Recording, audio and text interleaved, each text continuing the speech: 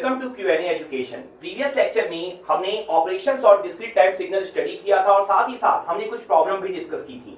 आज के लेक्चर में हम कुछ इंपॉर्टेंट प्रॉब्लम डिस्कस करेंगे ऑपरेशन और डिस्क्रीट टाइम सिग्नल के ऊपर। तो यहाँ पर आप देख सकते हो जो आपकी फर्स्ट प्रॉब्लम है उसमें आपको xn गिवन है और यहाँ पर आप देख सकते हो कि आपको बोला है xn into u one minus n draw करो, xn into u n plus two minus u n draw करो, xn into delta n minus one draw करो। अगर आप स्टार्टिंग की दो प्रॉब्लम देखोगे ना तो यहां पर u से मल्टीप्लाइड है और मैंने हमेशा सिखाया है u का काम हमेशा लिमिट डिसाइड करना होता है, चाहे कंटीन्यूअस हो चाहे डिस्क्रीट हो। u का एम्पलीट्यूड तो आपको 1 1 मिलता है जहां पर प्रेजेंट होगा, लेकिन जो लिमिट है ना वो आप डिसाइड कर सकते हो अपने xn की इस u के थ्रू। ये पॉइंट आपको ऑलवेज ध्यान में रखना है, ठीक है। तो यहां पर आप अगर फर्स्ट प्रॉब्लम को सॉल्व करने के लिए जाते हो, प्रॉब्लम नंबर ए को, तो आप ध्यान से देखो un हमें ड्रॉ करना आता है। un आपका क्या होता है? un आपका होगा 0 पे 1, देन 1 पे 1, देन 2 पे 1 and so on up to infinite तक होता है। यहां पर अगर आप समझोगे तो u1 माइनस एन मल्टीप्लाइड है, xn तो हमें गिवन है, हमें क्या ड्रॉ करना होगा? u1 minus N. u1 minus N आप ऐसे भी सोच सकते हो u of minus n plus one, कोई प्रॉब्लम तो नहीं है। अब देखो ये जो स्केलिंग और शिफ्टिंग ऑपरेशन एक साथ होते हैं उनके लिए मैंने आपको दो मेथड सिखाए हैं, मेथड 2 एंड मेथड 3। एक मेथड 1 भी था जो हम जनरली यूज नहीं करते हैं, आप प्रीवियस वीडियोस में जाकर देख सकते हो। तो मेथड 2 या मेथड 3 में से मैंने आपको बोला है कोई भी एक मेथड आप चूज कर सकते हो। तो मैंने आपको दोनों मेथड सिखाए हैं, लेकिन जैसा हम लोगों ने डिस्कस किया है कि मेथड 2 थोड़ा ज्यादा इजी है तो हम मेथड 2 को ही फॉलो कर रहे हैं थ्रू आउट द सिलेबस। तो मेथड 2 के अकॉर्डिंग जब आपको u of minus n plus one draw करना होगा तो आप क्या करोगे? n के साथ जो भी मल्टीप्लाई में है उसे पहले भूल जाओगे, ठीक है। तो क्या बचेगा? u n plus one. तो अगर आप u n plus one draw करते हो यहां पर तो u n प्लस वन मतलब क्या हो जाएगा? प्लस है तो किस साइड शिफ्टिंग होगी आपकी? Left side. किससे? 1 से। तो यहां पर आप ड्रॉ कर दो u n प्लस वन। आप देख सकते हो 0 से स्टार्ट हो रहा है तो अब कब से स्टार्ट होगा आपका? -1 से, देन 0, देन 1 अप टू कहां तक जाएगा? इंफिनिटी तक। सब पे एम्पलीट्यूड 1 1 1। इसके बाद मैंने आपको क्या सिखाया है कि n के साथ पहले जो है उसे भूल जाओ, फिर एज इट इज अप्लाई कर दो, मतलब कोई प्रिकॉशन नहीं लेनी है। मेथड नंबर 3 में प्रिकॉशन लेनी पड़ती है, दैट्स व्हाई मेथड नंबर 2 ज्यादा इजी हो जाता है, ठीक है। तो क्या भूले थे? -1 भूले थे, मतलब सिंपल रिवर्सल करना है, माइनस साइन तो भूले थे ना, तो सिंपल आप रिवर्सल परफॉर्म कर दो यहां पर। तो आप देखो यहां पर u ऑफ 1 माइनस एन आपका ड्रॉ हो जाएगा। रिवर्सल मींस क्या होगा? जो -1 है वो +1 बन जाएगा, जो 1 है वो -1 बन जाएगा। अभी देखो लिमिट क्या है? n की लिमिट देखना है ना आपको, -1 से लेकर इंफिनाइट तक है, देख सकते हो, ठीक है। तो अब आपका लिमिट क्या हो जाएगा? अब आपका लिमिट हो जाएगा -इंफिनिटी से लेकर 1 तक। पॉइंट समझ में आ गया? तो यहां पर आप डैश डैश करके लीव कर दो और इस तरीके से यहां पर ड्रॉ कर दो 0 1। सब पे एम्पलीट्यूड आपका क्या रहेगा? 1 रहेगा। देखो एक्चुअल में लिमिट समझ जाने के बाद ना आपको ये फिगर ड्रॉ करने की जरूरत भी नहीं थी। अब यहां पर आप ध्यान से समझो u1 माइनस एन मतलब लिमिट क्या है आपकी? माइनस इंफिनाइट से लेकर 1 तक है। तो यहां पर जैसा मैंने बोला u का काम होता है लिमिट डिसाइड करना। तो अगर आप xn और u1 माइनस एन को मल्टीप्लाई करोगे तो होगा क्या? u चूंकि आपका मैक्सिमम 1 तक है इसलिए 2 और 3 वाले जो ये पॉइंट्स हैं आफ्टर मल्टीप्लिकेशन आपको आंसर 0 मिल जाएगा। ये पॉइंट क्लियर हो रहा है? देखो एक तरीका तो ये है कि आप u का रोल क्या होता है वो अच्छे से समझ जाओ कि u का काम लिमिट डिसाइड करना होता है, तब तो और कुछ सोचने की जरूरत ही नहीं पड़ेगी। लेकिन दूसरा तरीका भी है, आपके पास दोनों फिगर है ना, तो उनको पॉइंट बाय पॉइंट मल्टीप्लाई कर लो। आप देखो यहां पर इसकी लोअर लिमिट क्या है? n की -3 है इस वाले फिगर में, और इस वाले फिगर में तो पूरा माइनस इंफिनाइट तक जा रहा है। तो आपको पता है किसी भी चीज को 0 से मल्टीप्लाई करोगे तो आंसर क्या हो जाएगा? 0। तो यहां पर चूंकि ये -3 के पहले है ही नहीं, ठीक है, -4 -5 पे नहीं है ये, तो यहां पर ये सारे पॉइंट्स जो आपके होंगे -4 -5 पे 1 1 1 1 होगा अप टू माइनस इंफिनिटी तक, मल्टीप्लाई होने के बाद सब कुछ 0 हो जाएगा। तो यहां पर -3 -2 -1, यहां पर भी है -3 -2 -1, सब पे 1 1 1 है, तो 1 1 1 से मल्टीप्लाई होने पर सेम रहेगा एम्पलीट्यूड। फिर देखो यहां पर 0 पे 0 है, 0 पे कुछ नहीं, लेकिन यहां पे 0 पे 1 है, तो ओवरऑल फिर से 0 पर क्या हो जाएगा? 0। यहां पे 1 पे 1 है, यहां पे 1 पे 1 है, तो 1 पे क्या हो जाएगा, 1 हो जाएगा। यहां पे 2 और 3 पे 2 और 3 है, लेकिन यहां पर 2 और 3 पे 0 है, तो ओवरऑल क्या हो जाएगा, 0 हो जाएगा। इस तरीके से कर सकते हो मल्टीप्लिकेशन। या डायरेक्टली अगर u का रोल पता है कि u का काम लिमिट डिसाइड करना होता है, तो उस तरीके से कर लो। आपको यहां पता चल गया u का मैक्सिमम लिमिट क्या है, n की वैल्यू 1 है ना, तो n की वैल्यू 1 के ऊपर ड्रॉ ही मत करो, फिगर को एज इट इज ड्रॉ करना है आपको, बस 1 के ऊपर मत ड्रॉ करना। लोअर लिमिट पे कोई प्रॉब्लम नहीं है, पूरा माइनस इनफाइनाइट तक गया है, तो लोअर लिमिट यहां पर जितना है पूरा ड्रॉ कर दो, ठीक है। तो आपका जो ओवरऑल फिगर बनकर आएगा, मैं यहां पर प्रॉब्लम नंबर ए के लिए ड्रॉ कर देता हूं आपके लिए। प्रॉब्लम नंबर ए मैं यहां पर ऊपर मेंशन कर देता हूं। आप देखो -3 पर 3 है, -2 पर 2, -1 पे 1, और उसके बाद 0 पर कुछ नहीं है, और फिर 1 पे 1 है, ठीक है। 2 और 3 पे आपको ड्रॉ नहीं करना है। पॉइंट समझ में आ गया। तो कुल मिला के आपको करना क्या है, बस u में n की लिमिट निकाल लेनी है, n की रेंज निकाल लेनी है, दैट्स इट। अब हम जाते हैं प्रॉब्लम नंबर बी की तरफ, ठीक है। तो अगर हम प्रॉब्लम नंबर बी की तरफ आगे बढ़े अब, तो आप ध्यान से अंडरस्टैंड करो, यहां पर भी u है, un+2 -un, तो यहां पर आप समझो un तो ऑलरेडी हमने ड्रॉ कर रखा है, अगर हम un+2 ड्रॉ कर ले और दोनों को सबट्रैक्ट कर दे, तो हमें रेंज मिल जाएगी, फिर n की लिमिट पता चल जाएगी। तो आप ध्यान से देखो, अगर यहां पर मैं un+2 ड्रॉ करूं, तो un+2 आपका कैसे ड्रॉ हो जाएगा, आप देखो +2 है ना, तो 2 से शिफ्ट होगा लेफ्ट साइड, तो ये क्या बनेगा, -2 -1 0 1 2 अप टू इंफिनिटी तक, ठीक है। और सब पे एम्पलीट्यूड क्या होगा आपका, 1 1 1 1 1। समझ में आ गया। अब आपको करना क्या है, un+2 -un, मतलब दिस माइनस दिस। तो आप समझो यहां पर 0 से लेकर इंफिनिटी तक दोनों पे 1 है, आप देख सकते हो n की वैल्यू 0 से लेकर इंफिनिटी तक, तो 1 - 1 क्या हो जाएगा, 0। फिर -2 -1 पे, इस पे 1 1 है, लेकिन इस पे क्या है, 0 है, आप दिस माइनस दिस कर रहे हो, तो 0 से इनफाइनाइट तक दोनों में 1 था, तो 1 - 1 0 हो गया। लेकिन -2 -1 पे un+2 पे 1 1 है, लेकिन यहां पर 0 0 है, तो 1 - 0 कितना बचेगा, 1 1 ही बच जाएगा, ठीक है। तो यहां पे जो आपकी सब्ट्रैक्शन का रिजल्ट होगा, सब्ट्रैक्शन आपका क्या है, un+2 -un, इसका जो रिजल्ट आएगा आपका वो क्या आ जाएगा, वो आ जाएगा आपका -1 पे 1 -2 पे 1। ये पॉइंट क्लियर हो गया अच्छे से। तो अब ये जो रिजल्ट हमारे पास आया है, तो अब अगर आप इसे मल्टीप्लाई करोगे xn के साथ, तो आप देखो सिर्फ यहां पर -2 और -1 पे 1 1 है, बाकी सब जगह 0 है। तो इसका मतलब यहां पर भी जो -2 और -1 वाला है, बस वहीं पर आंसर मिलने वाला है, क्योंकि 2 × 1 1 होगा, 1 × 1 1 होगा, बाकी जगहों पे वो 0 है, तो मल्टीप्लाई करने पर आपको 0 ही मिलेगा। तो जो आपका आंसर नंबर बी होगा यहां पर, वो क्या हो जाएगा, मैं आपके लिए यहां पर ड्रॉ कर देता हूं आंसर नंबर बी को। आप देखो ये आपका बी आंसर है, कितना हो जाएगा, -1 पे 1 और -2 पे 2। आप देख सकते हो -2 पे 1 × 2, आपका आंसर क्या हो जाएगा, 2 हो जाएगा। पॉइंट समझ में आया। तो ये आपकी बहुत ही इजी प्रॉब्लम्स थी। आप ध्यान रखना, अगर आपको ऑपरेशन क्लियर है, जो मैंने आपको प्रीवियस लेक्चर में समझाया है और जो मैंने आपको कंटिन्यूअस टाइम में भी समझाया है, तो आप बड़े आराम से कर सकते हो। देखो अब थर्ड प्रॉब्लम को देखो, ये सबसे इजी है। कैसे, आप देखो xn आपको मेंशन है यहां पर, डेल्टा n-1, ये क्या होता है, इंपल्स है ना, डेल्टा n-1 मैंने सिखाया है, n-1 मतलब n = 1 पे, ठीक है। जो भी अंदर लिखा है ना उसको इक्वल टू 0 कर दो, तो n-1 मतलब n = 1 पे एक लाइन है, इंपल्स मतलब एक लाइन। एम्पलीट्यूड कितना है, देखो डेल्टा के सामने 1 है ना, तो आप क्या करोगे, यहां पर आप ध्यान से देखो, अगर आप प्रॉब्लम नंबर सी की तरफ जाते हो, तो आप सबसे पहले डेल्टा n-1 ड्रॉ करोगे, तो डेल्टा n-1 कितना होगा, n = 1 पे एक इंपल्स, मतलब n = 1 पे 1 आप यहां पर ड्रॉ कर दोगे। पॉइंट समझ में आ गया। अब यहां पर देखो, जैसे यहां पर 2 इंपल्स थे, यहां पर एक इंपल्स है, तो यहां पर कितना हो जाएगा, जैसे ही आप इसको xn से मल्टीप्लाई करोगे, तो आप देखो यहां पर खाली 1 पे 1 है, ठीक है, और कहीं पर भी कुछ नहीं है, मतलब सब जगह 0 है। तो यहां पर जब इसको इससे मल्टीप्लाई करोगे, तो 1 पे 1, ये भी 1 पे 1, तो आंसर क्या हो जाएगा, एक्चुअली यही आंसर हो जाएगा। xn into delta n minus 1 भी यही होगा, क्योंकि यहां भी 1 पे 1 है, यहां भी 1 पे 1 है, तो 1 इंटू 1 1 हो जाएगा।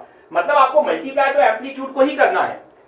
टाइम n इक्वल टू 1 पे दोनों 1 1 है, तो 1 इंटू 1 1 हो जाएगा। बाकी जगहों पे ये 0 है, तो 2 पे 3 पे जब एम्पलीट्यूड को मल्टीप्लाई करोगे सब जगहों पे, तो anything into 0 answer will be 0। तो यही आपका फाइनल आंसर भी हो जाएगा। समझ में आ गया? तो ये थी आपकी first problem. Now second problem. तो जो आपकी नेक्स्ट प्रॉब्लम है, आप देखो यहां पर आपको एक एक्शन गिवन है और इस एक्शन को आपको यहां पर सिर्फ ड्रॉ करने बोला गया है। ठीक है, आपको n की सिर्फ लिमिट बतानी है। देखो होता क्या है, जब भी ना डिस्क्रीट टाइम सिग्नल इस तरीके का समेशन वाला फॉर्म देता है ना, हम सोचते हैं प्रॉब्लम डिफिकल्ट हो गई है, लेकिन यकीन मानो प्रॉब्लम ज्यादा इजी हो जाती है। डिस्क्रीट टाइम सिग्नल को ड्रॉ करना ज्यादा इजी होता है as compare to continuous time signal, क्योंकि डिस्क्रीट टाइम सिग्नल में अल्टीमेटली बनने आपके इंपल्स ही हैं। ठीक है, बस आपको एम्पलीट्यूड पता चल जाना चाहिए इसको देखकर, और आप बड़े आराम से इंपल्सेस बना सकते हो। तो डिस्क्रीट टाइम सिग्नल को ड्रॉ करना ज्यादा इजी है, और ये प्रॉब्लम कराने का रीजन ये है कि आगे जाकर जब हम सिलेबस में आगे बढ़ेंगे तब हम देखेंगे हमें बहुत जगहों पर डिस्क्रीट टाइम सिग्नल को ड्रॉ करना पड़ेगा। तो हमें ना शुरू से ही ये हैबिट बना के चलनी है और ये अंडरस्टैंड करना है कि ज्यादा इजी है। ठीक है, तो आप ध्यान से समझो। यहां पर xn equal to 1 minus this दिया हुआ है। देखो 1 आप समझो डिस्क्रीट टाइम सिग्नल की बात कर रहे हो, xn है आपका, तो 1 क्या होता है? डीसी सिग्नल होता है। अब उसे ऐसे में ड्रॉ कर देना, वो कंटीन्यूअस होता है। ऐसे ऐसे ऐसे करके ड्रॉ करना डिस्क्रीट होता है। पॉइंट समझ में आ गया? तो सबसे पहले आप यहां पर ड्रॉ कर लो 1। तो अगर आप 1 ड्रॉ करोगे तो देखो क्या हो जाएगा, डीसी सिग्नल है, तो पूरा का पूरा माइनस इंफिनिटी से प्लस इंफिनिटी तक आपका क्या हो जाएगा, 1 1 1 1 1। ठीक है, 0 1 2 3 -1 -2 -3 अप टू पूरा इनफिनिट तक दोनों साइड। ये आपने 1 ड्रॉ कर लिया, डीसी सिग्नल ड्रॉ कर लिया। अब देखो इसे भी ड्रॉ कर लेते हैं। करना क्या है, बीच में माइनस, देखो माइनस साइन लगा है ना दोनों के बीच में। फिर आप देखो आप क्या करोगे, जब आप इसे ड्रॉ करोगे, ठीक है, इसे मैं पूरे को मान लेता हूं x1n। वैसे आपको क्लियरिटी है ना, मैं इसे ड्रॉ कर रहा हूं, बस ध्यान रखना। तो ये मैं x1n मान रहा हूं। अब आप देखो k की वैल्यू 4 से इंफिनिटी है। ध्यान रखना आप xn ड्रॉ कर रहे हो, ठीक है, तो आपने 1 भी वर्सेस n ड्रॉ किया, और जो x1n है वो भी वर्सेस n ड्रॉ कर रहे हो। k तो समेशन में है, k तो सॉल्व हो जाएगा, k हट जाएगा, बचेगा क्या, सिर्फ n। आप देखो ध्यान से, k की वैल्यू 4 टू इंफिनिटी है ना, देखो समेशन है ना, तो समेशन में क्या किया जाता है, एक बार पहले k की वैल्यू 4 पुट करो, जो भी आंसर आ रहा है उसको लिख लो, फिर प्लस k की वैल्यू 5 पुट करो, जो भी आंसर आ रहा है उसे लिखो, फिर प्लस, ऐसे करके आगे बढ़ते जाओ। तो k की वैल्यू 4 पे डेल्टा n -1 -4 कितना बचेगा, डेल्टा n -5, फिर प्लस क्या बचेगा, k की वैल्यू 5 पे डेल्टा n -1 -5 तो डेल्टा n -6, फिर प्लस k की वैल्यू 6 पे delta n -7 plus delta n -8, चलता चला जाएगा क्योंकि इनफिनिट तक है। तो इसका मतलब क्या हो गया, आपको बहुत सारे डेल्टास मिल गए, इंपल्स मिल गए। तो पहला इंपल्स कौन सा मिला, डेल्टा n -5, जब k की वैल्यू 4 पुट किए, तो डेल्टा n -5। तो बेसिकली अगर n -5 है तो वो कहां पर बनेगा, n इक्वल टू 5 पे, मैंने सिखाया हुआ है n -5 है तो n -5 इक्वल टू 0 कर दो, n की वैल्यू 5 मिल जाएगी। तो पहला आपका बनेगा n की वैल्यू 5 पर, डेल्टा के सामने है क्या, कुछ नहीं है, मतलब 1 है, तो एम्पलीट्यूड सबके 1 1 होंगे। ये ध्यान रखना, अगर यहां 2 लिख देता तो सबके 2 2 हो जाते, बस और कुछ नहीं। फिर अगला क्या था, डेल्टा n -6 तो n इक्वल टू 6 पे, फिर अगला क्या था, डेल्टा n -7 तो n इक्वल टू 7 पे, एंड सो ऑन। ये चलता चला जाएगा क्योंकि अपर लिमिट इंफिनिटी है। तो यहां से अब आप देखो दोनों को आप सबट्रैक्ट कर रहे हो, आप समझना जो 1 है, जो ऊपर वाला सिग्नल है वो पूरा माइनस इंफिनिटी से प्लस इंफिनिटी तक 1 1 1 1 है।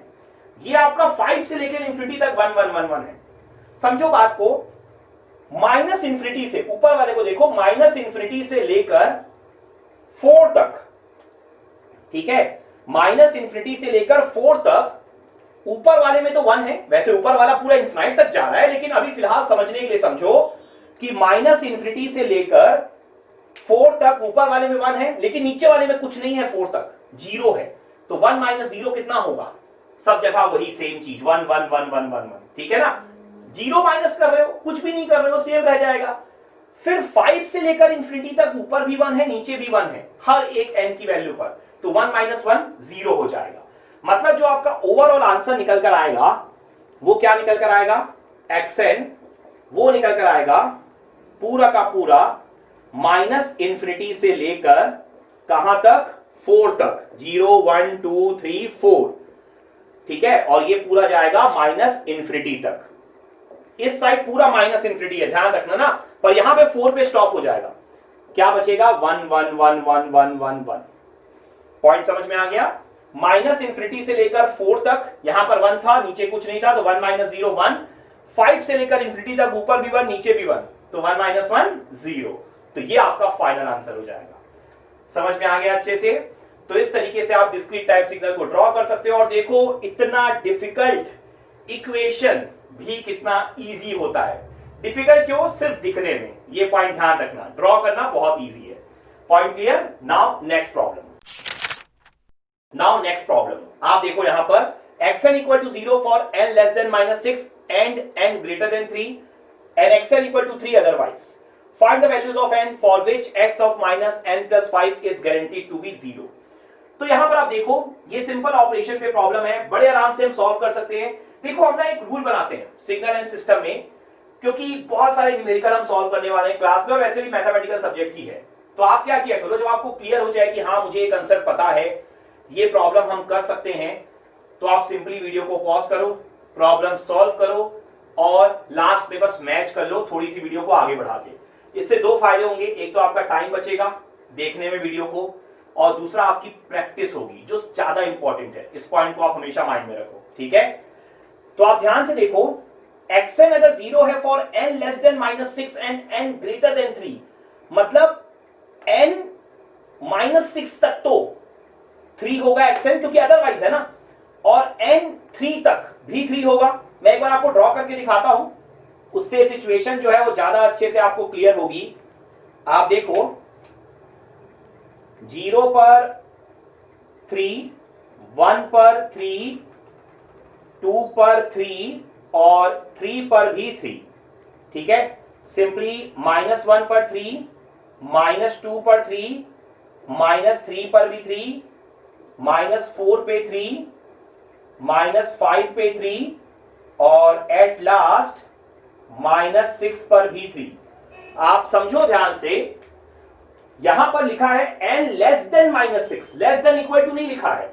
मतलब जब आप n की वैल्यू -6 से कम करोगे, मतलब -7 -8 पे जाओगे, तब वो 0 हो रहा है, अदरवाइज 3 है।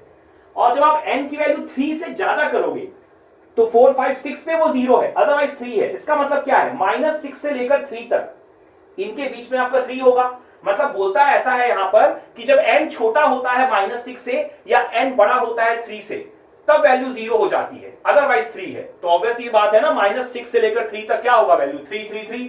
समझ में आ गया। अब बस आपको ये ऑपरेशन तो परफॉर्म करना है, देख लेते हैं करके, बहुत इजी है। मैंने मेथड 2 सिखा रखा है आपको, n के साथ जो भी दिखाई दे रहा है उसे भूल जाओ। तो यहां पर सिंपली क्या हो जाएगा, आप ड्रॉ करोगे x of n plus 5, plus है ना, तो किस साइड शिफ्टिंग होगी, लेफ्ट साइड। किससे, 5 से। उल्टा होता है ना, प्लस में लेफ्ट, माइनस में राइट। तो 5 से जब शिफ्टिंग करोगे लेफ्ट साइड, तो -6। सिंपल करना क्या होता है ना, जब n प्लस 5 हो तो हर एक पॉइंट पे -5 ऐड कर दो। तो -6 -5 -11 -10, ठीक है। और इस पॉइंट पे भी देख लो, फाइनल 3 -5 क्या हो जाएगा, -2। तो सिंपली आपका -2 से लेकर कहां तक ड्रॉ हो जाएगा, -11 तक, ठीक है। तो ड्रॉ कर लेते हैं हम यहां पर, -11 तक ड्रॉ होगा -2 से, ठीक है ना। पूरा पूरा ड्रॉ करने की अब जरूरत नहीं है, एक पॉइंट को आपको रेंज पता करनी है, बस और कुछ नहीं है। वैसे आप ये देख सकते हो 3 माइनस और -6 टोटल कितना था आपका, 9 था गैप जो। तो वैसे सैंपल 10 होंगे ना, क्यों, क्योंकि 0 पर भी एक सैंपल होता है। काउंट कर लो, 1 2 3 4 5 6 7 8 9 10, ठीक है। यहां पर भी देखो गैप जो है -2 माइनस ऑफ -11, तो -2 + 11 गैप 9 का है, ठीक है। लेकिन सैंपल आपके 10 होंगे, क्योंकि -2 पर भी एक सैंपल है और -11 पर भी एक सैंपल है ही। तो यहां पर सिर्फ हमने शिफ्टिंग की है, नंबर ऑफ सैंपल में कोई चेंजेस है नहीं। पॉइंट समझ में आ गया? अब यहां पर आप समझो कि ये जो आपकी सिचुएशन बनकर आ रही है, इसमें अब आपको क्या करना है, माइनस साइन अप्लाई करना है। माइनस मतलब रिवर्सल। तो अब आप क्या करोगे, सिंपल रिवर्सल अप्लाई कर दोगे। मैंने मेथड 2 में यही सिखाया है ना, पहले जो है n के साथ उसे भूल जाओ, फिर डायरेक्टली अप्लाई कर दो। तो यहां पर जो x ऑफ -n+5 होगा, जब आप अप्लाई करोगे तो रिवर्सल मतलब जो माइनस है वो प्लस हो जाएगा। मतलब कहां से कहां बनेगा, 2 से लेकर 11 तक सब में एम्पलीट्यूड कितना होगा, 3 होगा। तो पूछा क्या था प्रॉब्लम में, ये नहीं पूछा था, पूछा ये था find the values of n for which x of -n+5 is guaranteed to be 0। तो क्या बोलोगे answer, n less than 2 and n greater than 11। ये फाइनल आंसर होगा आपका। आप देख लो 2 से नीचे जाने पे 0 है और 11 से ऊपर जाने पे भी क्या है, 0 है। समझ में आ गया अच्छे से? तो ये थी आपकी third problem. Now last problem. तो जो आपकी लास्ट प्रॉब्लम है, आप देखो, आपको xn गिवन है, आपको yn और xn में रिलेशनशिप गिवन है और आपको पूछा है समेशन ऑफ yn। तो यहां से आप ध्यान से अंडरस्टैंड करना, बहुत ही ज्यादा इजी प्रॉब्लम है। आपको देखो yn क्या गिवन है, nx2n+1। तो n से तो मल्टीप्लाई करेंगे, लेकिन पहले x2n+1 निकाल लेते हैं, xn गिवन है। तो आप समझो यहां पर अगर आप x2n+1 निकालना चाहते हो तो आप क्या यूज करोगे, मेथड नंबर 2, जैसा मैंने हमेशा आपको सिखाया है। पहले क्या करो, xn+1 निकालो, n के साथ जो भी है उसे भूल जाओ। तो n+1 मतलब किस साइड शिफ्टिंग होगी, लेफ्ट। तो कहां बनेगा, -1 पे 1, 0 पे है ना, आप देख सकते हो। फिर ये 2 पर है, ध्यान रखना। तो अब ये बनेगा 1 पे 1, फिर ये 8 और 10 पे है। तो ये किस पे बनेंगे, 7 पे और 9 पे, 2 और 2। ये क्या बना लिया हम लोगों ने, xn+1। ठीक है ना, एम्पलीट्यूड में कोई चेंज नहीं होगा, बस 1 से लेफ्ट साइड शिफ्टिंग होगी। तो -1 1 7 9। ठीक है, तो अब आप समझो, फिर आपको जो भूले थे वो अप्लाई करना है। भूले क्या थे, 2 क्या था, मल्टीप्लाई में। मैंने हमेशा सिखाया है, जब भी कोई चीज मल्टीप्लाई में हो तो फिगर में क्या हो जाती है, वो डिवाइड में। अगर आप ऑब्जेक्टिव एग्जाम दे रहे हैं तो आपको दूसरा फिगर बना के टाइम वेस्ट नहीं करना है, लेकिन अगर आप सब्जेक्टिव एग्जाम दे रहे हैं तो आप जरूर दूसरा फिगर बनाइए। तो यहां पर अब चूंकि मैं बहुत बार आपको करवा चुका हूं ये मेथड, तो 2 जो मल्टीप्लाई में था, डायरेक्टली आप फिगर में क्या कर दोगे, डिवाइड कर दोगे। तो ये आपका फिगर बन जाएगा। क्या इस फिगर में कोई प्रॉब्लम है? मैंने इस तरह की प्रॉब्लम एक बार और कराई हुई है। इस फिगर में एक बहुत बड़ी प्रॉब्लम है कि जो n होता है वो ऑलवेज इंटीजर होता है। तो ये -1/2, 1/2, 7/2, 9/2 पॉसिबल ही नहीं है। कोई भी सैंपल यहां पर नहीं एग्जिस्ट करेगा, क्योंकि n शुड बी इंटीजर। तो ना तो ये करेगा, ना ही ये, ना ही ये, ना ही ये। जब ये चारों ही नहीं किए तो कुछ बचा ही नहीं, एक भी इंटीजर नहीं आया। तो इसका मतलब जो x ऑफ 2n+1 है वो कितना आ गया, 0। कहीं पर भी आपको कोई मिला ही नहीं वैल्यू। तो अगर ये 0 हो गया तो yn कितना हो जाएगा, 0। n से मल्टीप्लाई करके टाइम खराब क्यों करोगे फिर आप? जब yn ही 0 है तो उसका समेशन भी क्या होगा, 0। Final answer. समझ में आ गया अच्छे से? तो ये आपकी कुछ प्रॉब्लम्स थी operation on discrete time signal के ऊपर। आई होप आपको अच्छे से क्लियर हो गई होगी। तो आज के लेक्चर में इतना ही। Thank you.